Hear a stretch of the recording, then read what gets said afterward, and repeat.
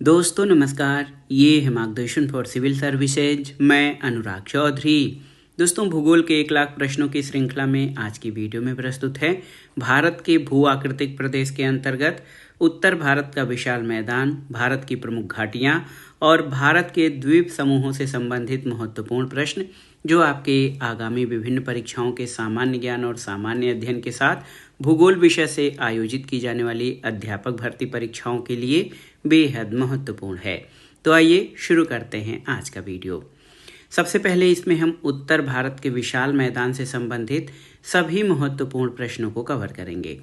पहला प्रश्न है, उत्तर भारत के मैदान को किस अन्य नाम से जाना जाता है?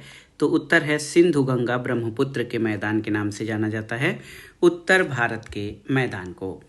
अगला प्रश्न है, सिंधु गंगा ब्रह्मपुत्र के मैदान का क्षेत्रफल लगभग कितना है? तो जो सिंधु गंगा ब्रह्मपुत्र यानी उत्तर भारत के विशाल मैदान लगभग 7.8 लाख वर्ग किलोमीटर क्षेत्र में फैला हुआ है। अगला है, विश्व का सर्वाधिक जलोढ़ निक्षेपित मैदान कौन सा है? तो ये है उत्तर भारत का विशाल मैदान। और उत्तर भारत के विशाल मैदान की ढाल किस प्रकार की है? उत्तर भारत के विशाल मैदान की ढाल अत्यंत मंद है। उत्तर भारत के विशाल मैदान का सर्वाधिक भाग किस भारतीय राज्य में है? तो ये उत्तर प्रदेश में स्थित है उत्तर के विशाल मैदान का सर्वाधिक भाग। अब आइए भाबर के मैदान के बारे में जानते हैं। तो उत्तर भारत में उप हिमाचल क्षेत्र के सहारे फैले समतल मैदान को क्या कहा जाता है? तो इसको भाबर कहा जाता है। भाबर मैदान का विस्तार कहाँ तक है? सिंधु नदी से तीस्ता नदी तक भाबर मैदान का विस्तार है। भाबर मैदान की चौड़ाई कितनी है? तो लगभग 8 से 10 किलोमीटर चौड़ाई है भाबर मैदान की। भाबर मैदान की ऊंचाई कितनी है? तो ये 200 से 300 मीटर है। और शिवालिक का जलोढ़ पंख किस मैदान को कहा जाता है? भाबर के मैदान को शिवालिक का जलोढ़ पंख कहा जाता है। अब आइए तराई के मैदान से संबंधित प्रश्नों को देखते हैं। भाबर प्रदेश के दक्षिण में किस मैदानी क्षेत्र का विस्तार है? तो भाबर के दक्षिण क्षेत्र में तराई क्षेत्र का विस्तार है। तराई मैदान की चौड़ाई लगभग कितनी है? तो ये 10 से 20 किलोमीटर है। तराई के मैदान में महीन कंकड़, पत्थर, रेत और चिकनी मिट्टी का निक्षेप पाया जाता है। और तराई क्षेत्र में भाबर की लुप्त नदियां पुनः सतह पर जीवित हो जाती हैं। तराई का मैदान घने वनों से ढका हुआ है। तराई मैदान के बाद आइए बांगर के मैदान से संबंधित प्रश्न देखते हैं। बांगर का मैदान किस प्रकार की मिट्टी से निर्मित है? तो ये पुरानी जलोढ़ मिट्टी से। बांगर के मैदान का विस्तार मुख्यतः किन राज्यों में है? तो ये पंजाब और उत्तर प्रदेश में है।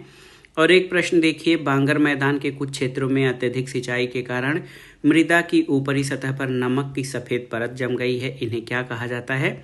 तो इस सफ़ेद परत को रेह या कल्लर कहते हैं। बांगर मैदान में अपर्दन के कारण उभरी कंकड़ीली मिट्टी को क्या कहा जाता है? तो ये भूण कहा जाता है। खादर मैदान पर आते हैं। खादर मैदान से संबंधित प्रश्न। खादर का मैदान किस प्रकार की मिट्टी द्वारा निर्मित है? तो ये नवीन जलोढ़ मिट्टी द्वारा निर्मित है। खादर के मैदान का विस्तार मुख्यतः किन राज्यों में है? तो याद रखिएगा, खादर का मैदान जो नवीन जलोढ़ मिट्टी से निर्मित है, इसका विस्तार पूर्वी उत्तर प्रदेश, बिहार और पश्चिम बंगाल में है। खादर भूमि की मृदा में नमी धारण करने की क्षमता सर्वाधिक क्यों होती है? तो ये चीका की अधिकता के कारण खादर भूमि में जल धारण या नमी धारण की क्षमता अधिक होती है। पंजाब में खादर मैदान को किस नाम से जाना जाता है? तो याद रखिएगा, पंजाब में खादर मैदान को बेट नाम से जाना जाता है। दोस्तों, खादर मैदानी क्षेत्र कृषि कार्य के लिए बहुत उपजाऊ होता है। खादर प्रदेश नदियों के निचले हिस्से में स्थित है, जिस पर बाढ़ के समय जलोढ़ की नई परत जम जाती है। और खादर मैदानी क्षेत्र गेहूं, चावल, जूट, तिलहन, दलहन, गन्ना आदि की कृषि के लिए प्रसिद्ध है। अब आइए डेल्टा क्षेत्र पर। तो डेल्टा के मैदानों में उच्च भूमि को क्या कहा जाता है? इसको चार्स कहा जाता है। और डेल्टा मैदान का विस्तार किस क्षेत्र में पाया जाता है? निचली गंगा घाटी, पश्चिम बंगाल में डेल्टा मैदान का विस्तार पाया जाता है। अब देखते हैं पंजाब के मैदान से संबंधित प्रश्नों को। सिंधु और इसकी सहायक नदियां जैसे झेलम, चिनाब, रावी, ब्यास और सतलज के द्वारा निर्मित मैदान को क्या कहते हैं? तो ये पंजाब का मैदान कहा जाता है। पंजाब की पुरानी जलोढ़क मिट्टी या बांगर को क्या कहा जाता है? तो बैड लैंड या अनुर्वर भूमि कहा जाता है। पंजाब की पुरानी जलोढ़क भूमि बांगर को। अगला है पंजाब के पर्वतपदीय मैदान में नदियों के द्वारा अपर्दन से निर्मित भूमि को क्या कहते हैं? तो चास या चोस कहा जाता है नदियों द्वारा अपर्दन से निर्मित भूमि को पंजाब में। देखिए, पंजाब मैदान के दोआब क्षेत्रों के बारे में जानते हैं। बारी दोआब ब्यास और रावी नदी के मध्य है। सिंधु सागर दोआब झेलम, चेनाब और सिंधु के बीच है। चज दोआब ये चेनाब और झेलम के बीच। रचना दोआब रावी और चेनाब के बीच। और बिस्त दोआब ब्यास और सतलज के बीच स्थित है। और ये दो नदियों के बीच की स्थित भूमि है जिसको दोआब कहते हैं। ब्यास और रावी नदियों के मध्य कौन सा दोआब है? तो ये बारी दोआब है। रावी और चेनाब नदियों के मध्य कौन सा दोआब है? रचना दोआब है। और झेलम, चेनाब, सिंधु के मध्य कौन सा दोआब है? ये सिंधु सागर दोआब है। चेनाब और झेलम नदी के मध्य कौन सा दोआब है? चज दोआब है। और देखिए, ब्यास और सतलज नदियों के मध्य ये बिस्त दोआब स्थित है। उत्तर के मैदान में अब आइए राजस्थान के मैदान पर आते हैं। राजस्थान का मैदान और केंद्रीय उच्च भूमि के मध्य कौन सा पर्वत और विभाजक रेखा का कार्य करता है? तो ये अरावली पर्वत है। राजस्थान के मैदान में राजस्थान, बांगर और थार मरुस्थल की विभाजक रेखा क्या है? तो ये 25 सेंटीमीटर समवर्षा रेखा। राजस्थान बांगर की उर्वर भूमि को क्या कहा जाता है? तो ये रोही कहते हैं। राजस्थान के मैदान में कृषि हेतु जल संसाधन के लिए किस नहर का विकास किया गया है? इंदिरा गांधी नहर का। राजस्थान के मैदान की एक प्रमुख नदी कौन सी है? ये लूनी नदी है। और भारत की सबसे बड़ी अंतःस्थलीय खारे पानी की झील सांभर झील उत्तर भारत के किस मैदान में स्थित है? तो ये राजस्थान के मैदान में। अगला प्रश्न है, राजस्थान मैदानी क्षेत्र में पहाड़ियों से घिरे अभिकेंद्री अपवाह वाले विस्तृत समतल गर्त को क्या कहा जाता है? बालसन कहा जाता है। राजस्थान मैदानी क्षेत्र में पहाड़ियों से घिरे अभिकेंद्री अपवाह वाले विस्तृत समतल गर्त को। अगला है, राजस्थान के मैदान में थार मरुस्थल खनिज तेल, जिप्सम और नमक के भंडार की दृष्टि से भारत का एक महत्वपूर्ण क्षेत्र है। और राजस्थान मैदान का एक बड़ा भाग बालुका स्तूपों से ढका हुआ है। अब आइए गंगा के मैदान से संबंधित महत्वपूर्ण प्रश्नों को देखते हैं। गंगा के मैदान का विस्तार मुख्यतः किन राज्यों में है? तो याद रखिएगा, उत्तर प्रदेश, बिहार और पश्चिम बंगाल में गंगा के मैदान का विस्तार पाया जाता है। गंगा और उसकी सहायक नदियों के द्वारा निर्मित मैदान को 3 भागों में बांटते हैं। ऊपरी गंगा का मैदान ये पश्चिमी उत्तर प्रदेश में विस्तृत है। मध्य गंगा का मैदान उत्तर पूर्वी उत्तर प्रदेश और बिहार में। और निम्न गंगा का मैदान ये पश्चिमी बंगाल में स्थित है। ऊपरी गंगा के मैदान का पश्चिमी भाग क्या कहलाता है? तो ये रुहेलखंड का मैदान कहलाता है। और ऊपरी गंगा मैदान का पूर्वी भाग किस नाम से जाना जाता है? ये अवध का मैदान है। अगला प्रश्न है, गंगा के मैदान में जहाँ तहाँ गर्त पाए जाते हैं, इन्हें पटना और मोकामा के निकट किन नामों से जाना जाता है? तो इन गर्तों को पटना के निकट जल्ला और मोकामा के निकट टाल के नाम से जानते हैं। अगला प्रश्न है, जलपाईगुड़ी और दार्जिलिंग जिले का पर्वतीय और तराई का क्षेत्र क्या कहलाता है? तो ये दुआर कहलाता है। अब आते हैं अगले प्रश्न पर, कुछ विशेष तथ्य। गंगा के मैदान की रचना एक अग्र गर्त में हुई है। और मध्य गंगा के मैदान में गोखुर झील बहुतायत में पाए जाते हैं, क्योंकि इस भाग में नदियां विसर्प रूप में बहती हैं। अब गंगा के मैदान के बाद एक महत्वपूर्ण ब्रह्मपुत्र का मैदान है। हिमालय पर्वत और मेघालय के पठार के मध्य कौन सा मैदानी क्षेत्र है? तो ये ब्रह्मपुत्र का मैदान है। ब्रह्मपुत्र मैदान में किन फसलों की कृषि की जाती है? चावल और पटसन की। ब्रह्मपुत्र के मैदान का विस्तार किस राज्य में है? तो ये असम में है। और विश्व का सबसे बड़ा नदी द्वीप माजुली द्वीप किस मैदानी क्षेत्र में अवस्थित है? तो ये ब्रह्मपुत्र के मैदानी क्षेत्र में दुनिया का सबसे बड़ा नदी द्वीप माजुली द्वीप स्थित है। उत्तर के मैदानी भाग के बाद आइए भारत की प्रमुख घाटियों से संबंधित प्रश्नों को देखते हैं। पहला प्रश्न है, कश्मीर, नुब्रा और सुरू घाटी किस भारतीय केंद्र शासित प्रदेश में है? जम्मू कश्मीर में।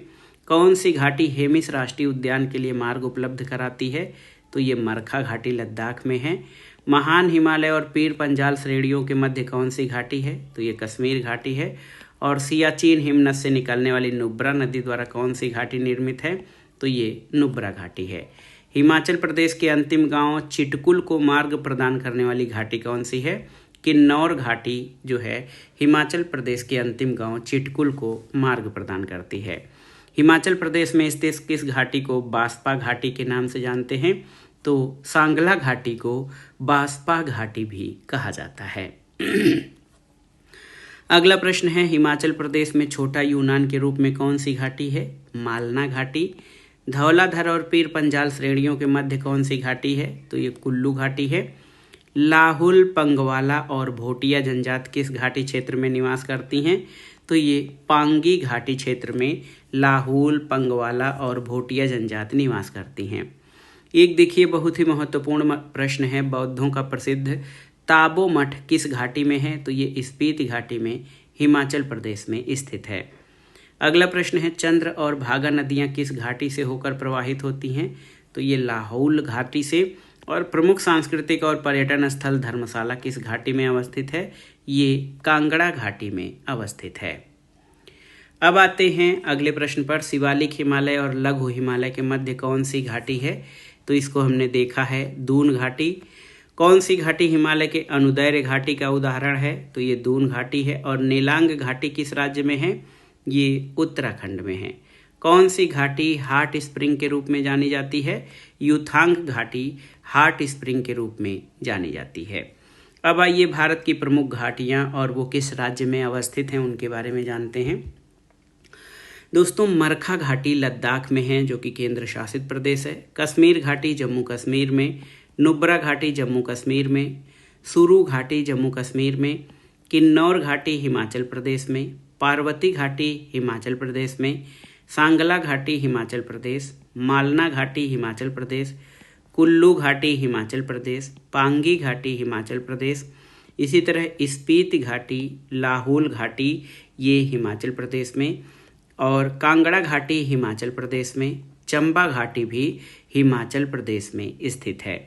दून घाटी तो ये उत्तराखंड में, फूलों की घाटी उत्तराखंड में, सोर घाटी उत्तराखंड, नेलांग घाटी उत्तराखंड, जोहार घाटी उत्तराखंड, धर्मा घाटी उत्तराखंड, न्योरा घाटी याद रखिएगा ये वेस्ट बंगाल यानी पश्चिमी बंगाल में है, चुम्बी घाटी सिक्किम में है, युथांग घाटी याद रखिएगा सिक्किम में है युथांग घाटी, जुकू घाटी नागालैंड में, अराकू घाटी आंध्र प्रदेश में, कंबम घाटी तमिलनाडु में, और शांत घाटी ये केरल राज्य में स्थित है। साइलेंट वैली या शांत घाटी केरल राज्य में स्थित है। अब आइए लास्ट में भारत के द्वीप समूह यानी आइलैंड से संबंधित प्रश्नों को देखते हैं।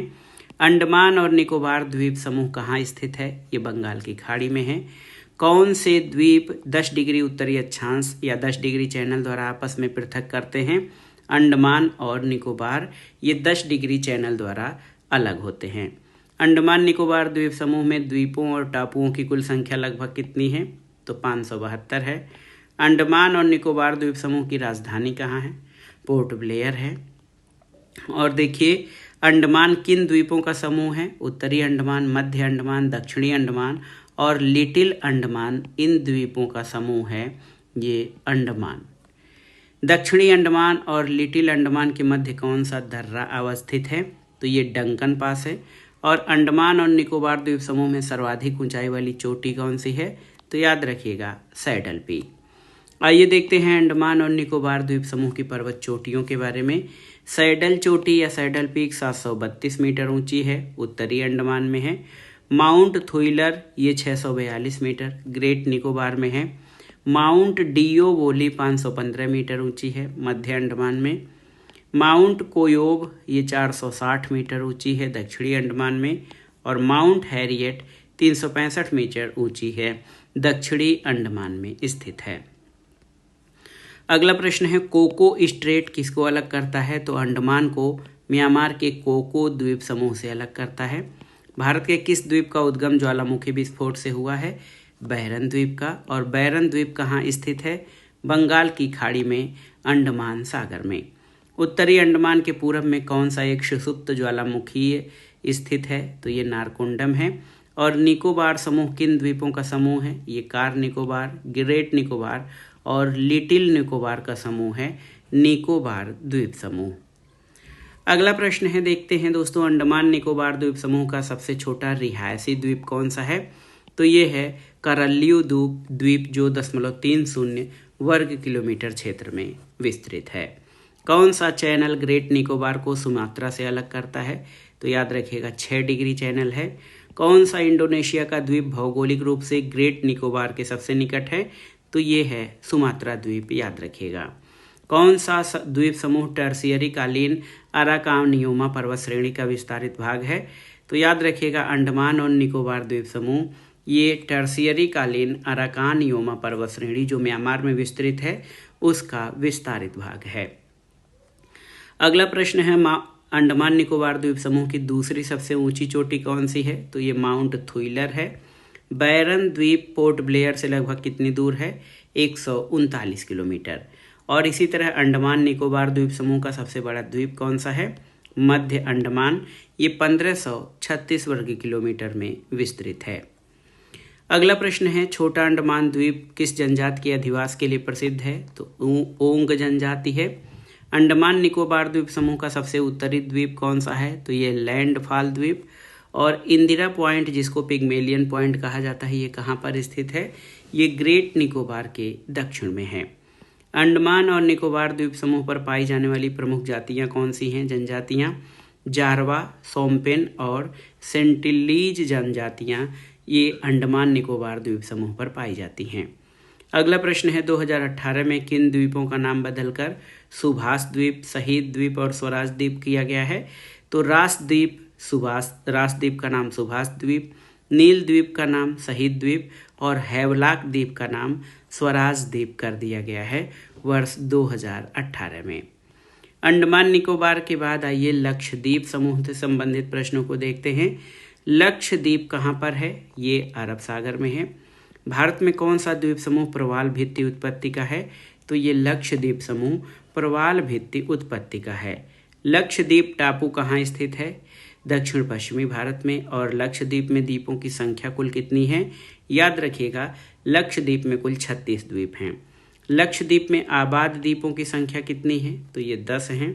और देखिए मेनिकाय लक्षद्वीप के अन्य द्वीपों से कितने अंश जलमार्ग द्वारा पृथक होता है? तो 9 डिग्री चैनल के द्वारा। इसी तरह कौन सा जलमार्ग लक्षद्वीप या मेनिकाय को मालदीव से अलग करता है? ये है 8 डिग्री चैनल जो लक्षद्वीप को मालदीव से अलग करता है। अगला प्रश्न है, कौन सा द्वीप भारतीय तटरेखा के सुदूरवर्ती द्वीप की श्रेणी में आता है? ये मेनिकाय द्वीप है।